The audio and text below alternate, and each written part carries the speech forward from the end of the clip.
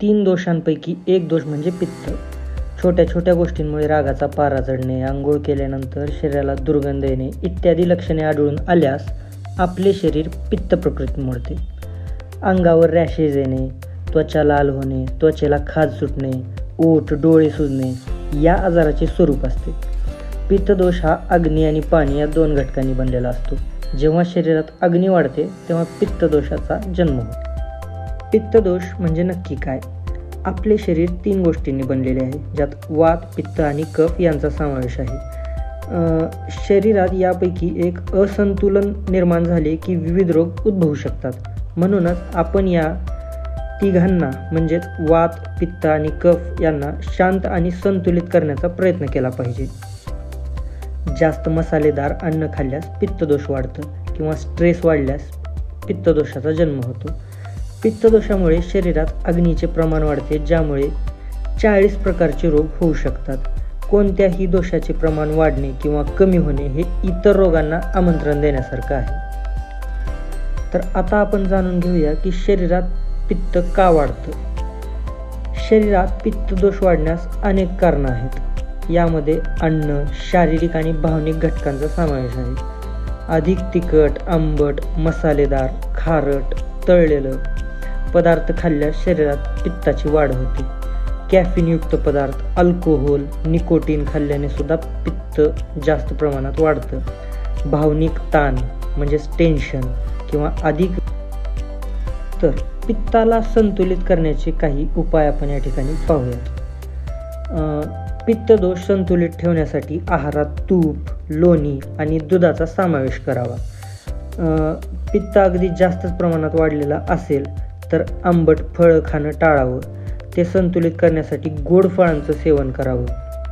पित्तदोष शांत करण्यासाठी कोरफड, व्हीटग्रासचा रस पिऊ शकता किंवा दुधीचा रस देखील उपयुक्त आहे. पित्ताचे प्रमाण आवळ्याच्या रसानेही संतुलित करता येते.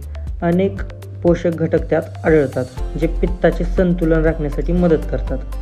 पित्तदोषामुळे शरीरातील अग्नीचे प्रमाण वाढते. अशा स्थितीत भरपूर पाणी प्यायल्याने ते शांत होऊ शकते.